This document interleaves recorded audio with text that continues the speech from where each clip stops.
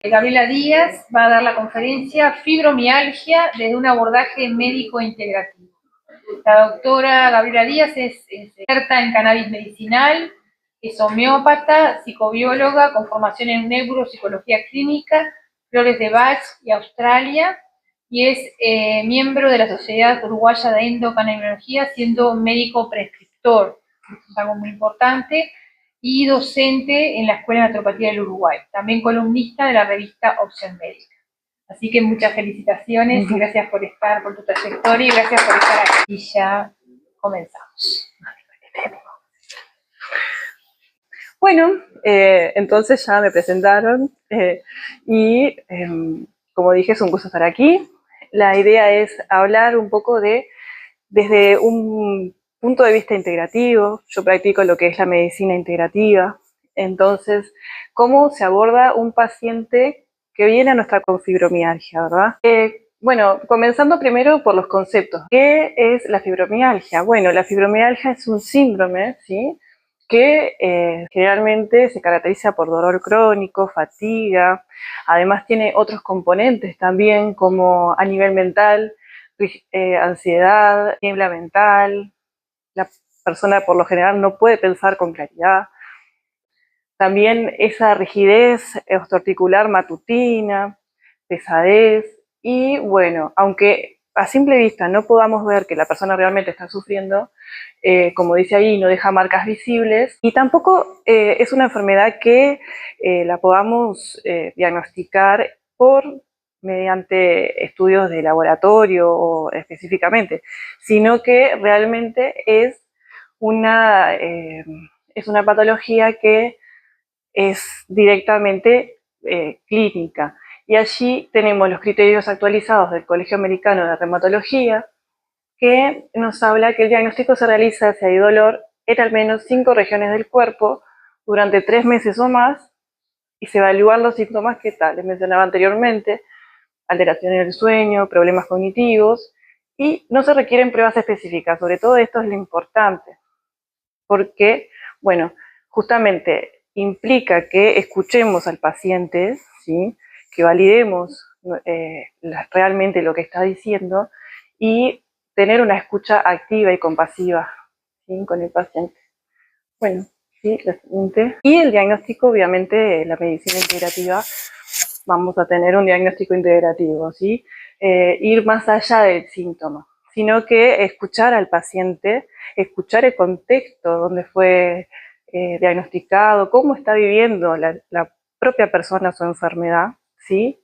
Cada individuo es único y cada individuo vive de manera diferente. Entonces, eso también es parte del proceso de diagnóstico. Y el vínculo terapéutico con el paciente, lo bueno sería tener un vínculo terapéutico amoroso, sin juicios, donde el paciente pueda expresarse, ¿sí?, sin temores y realmente tener en cuenta que puede hablar abiertamente sin que nosotros llegar a etiquetas o mucho menos. Y bueno, validar el dolor, ¿sí? No solamente nombrarlo, sino dignificarlo. Bueno, en primer lugar, el cuerpo, emoción y memoria.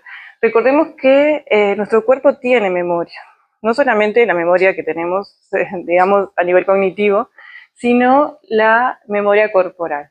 Y a través del dolor físico muchas veces expresamos heridas, ¿sí?, emociones que no podemos verbalizar. Y, por ejemplo, cada músculo tenso puede estar contando alguna historia que nosotros realmente no procesamos, no lo dijimos, etc. Por eso es importante, es sumamente importante, darse permiso para escuchar ese lenguaje corporal. ¿Qué nos está diciendo nuestro cuerpo? ¿Sí? Mediante esos síntomas, esos dolores, esa fatiga. Leer y tener a nuestro cuerpo como un amigo y no enemigo. Y bueno, dentro del diagnóstico integrativo y el tratamiento, vamos a hacer primeramente cambios nutricionales. Bueno, es bastante conocida y bueno, también de amplio conocimiento, lo que es la dieta antiinflamatoria o desinflamatoria, que eso lo podemos utilizar en este tipo de pacientes porque también hay un componente inflamatorio, ¿sí? Y suplementación, que va a depender, ¿cierto?, de cada paciente y específicamente de los síntomas, ¿sí? Esto no es tomar suplementos, que hoy por hoy se ve mucho eso, de que los pacientes vienen a consulta con un montón de suplementos que están tomando a la vez y con poco orden y sin tener la aval, digamos, médico, clínico y específico para su propia patología. Porque que tomen una cantidad de suplementos no quiere decir que tengan realmente los beneficios en su cuerpo. Hay algunos que se superponen y no tienen el efecto deseado, ¿sí? O también casos de personas que han venido y generan una hipervitaminosis por tener mucho tiempo tomar vitaminas sin sentido, ¿sí? Entonces siempre es importante que se lo mande a algún profesional en un contexto de diagnóstico, de tratamiento, ¿sí? El magnesio, por ejemplo, relaja los músculos y el sistema nervioso, entonces mejora el sueño y también se ha visto que disminuye la sensibilidad al dolor. Y eso es fundamental en este tipo de pacientes que tienen la percepción del dolor aumentada.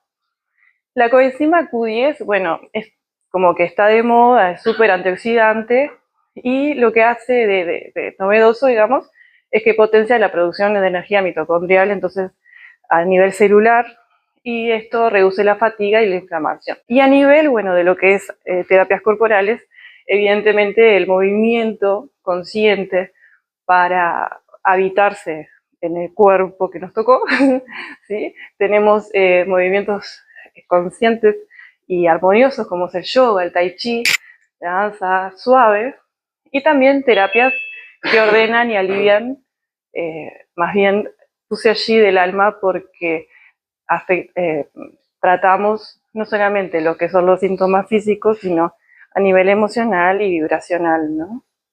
Que son las flores de Bach, bueno, los sistemas florales en general, la biodecodificación y la meditación. Y siempre recordar que cada decisión terapéutica que tomemos hacia nuestro propio cuerpo, eso es una demostración de amor propio, ¿sí? De cuidado hacia nosotros mismos. Bueno, otra forma de tratamiento o que podemos integrar, siempre piensen que cada paciente tiene una historia clínica particular, ¿sí? Es en la fitomedicina. Bueno, tenemos el cannabidiol, que es un componente que se extrae de la planta de cannabis sativa, ¿sí? Que bueno, se ha visto que mejora el dolor, ¿sí? La sensación del dolor, la inflamación y el estado de ánimo. Esto es muy positivo para los pacientes, sobre todo este tipo de pacientes son la mayoría mujeres, y se ha visto que es muy bueno en estos casos, ¿sí? El tratamiento obviamente es individualizado y es controlado. Después tenemos, hablando de plantas, como nos estaban hablando anteriormente, también a nivel de fitomedicina tenemos el alpagofito, que es una planta que hoy por hoy encontramos en tinturas, ¿sí? En distintos tipos de farmacia, que es justamente un antiinflamatorio natural. Hay papers y hay estudios científicos que muestran que esta planta, a ciertas concentraciones, tienen el mismo efecto, ¿sí? Que un antiinflamatorio no esteroideo, disminuyendo las prostaglandinas, que son las sustancias del dolor. Entonces es como una herramienta que la verdad que muchas veces no se tiene en cuenta, pero también está allí, ¿sí? Y bueno, las indicaciones de las dos justamente son los dolores, la inflamación persistente y la fatiga. Y el cannabidiol, a diferencia digamos, del apagofito, es que va a mejorar el ánimo también, ¿sí? Bueno, y como estamos integrando todo, hablemos de lo que es la biodecodificación de la fibromialgia. A mí siempre en las presentaciones me gusta poner información que, bueno, puedan llevarse preguntas o ejercicios, si es que hay alguien en el auditorio que tenga algún tipo de esta patología, o algún pariente también. Siempre está bueno tener algún ejercicio. Y bueno, la biodecodificación es una herramienta que asocia los conflictos emocionales con lo que son las patologías y lo interesante es resolver esos conflictos, ¿no? Entonces, justamente, vamos a ver qué es lo que subyace a ese dolor crónico. Dentro de la biodecodificación, la fibromialgia, una de cómo la caracteriza, es enfermedad de las fibras familiares. Fibromialgia, se pone fibras familiares, ¿sí? ¿Qué quiere decir esto? Que bueno, que son personas que cargan historias con obligaciones no elegidas, quizá esto les suene un poco parecido a lo que son las lealtades familiares, ¿no? Que no son elegidas, pero eso está como hilos invisibles que tiran de nuestra energía, ¿sí? Entonces, drenando a la persona, teniendo dolores y no dejándola tener digamos, un desarrollo normal en sociedad, ¿sí?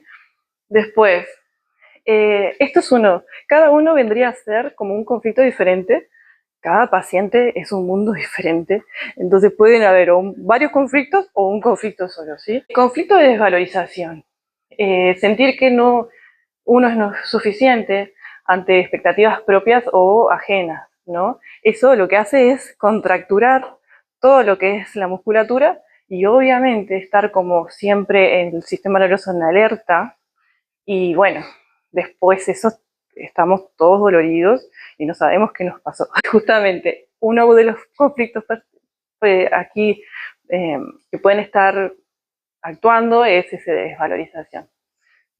Vamos a ver otros más, solo uno más, que es el dolor como límite, ¿no? La señal de que la carga emocional ha superado nuestra tolerancia. Nuestro cuerpo pide descanso y un cambio de rumbo. Así, es la forma que tiene el cuerpo muchas veces de comunicarnos ciertas cosas que si el cuerpo no nos frena, nosotros seguimos tolerando. Y preguntas que podemos hacernos. Igual siempre está bueno tener un autoconocimiento y hacernos preguntas, pero específicamente para este tema, ¿qué lealtades familiares me impiden elegir mi propio camino? Como hablábamos, muchas veces esas lealtades familiares lo que hacen es drenarnos y no permitir que realmente nos podamos sentir plenos en la vida porque justamente estamos obedeciendo cosas que capaz que no tenemos ganas de obedecer, digamos. Después, otra pregunta. ¿Dónde siento que mi sí es en realidad un no encubierto? ¿Cuántas veces hemos dicho que sí cuando en realidad en el fondo estamos diciendo no, no, no? Es una cosa así, ¿sí? En realidad lo que estamos haciendo es no validando nuestro sentir, ¿sí?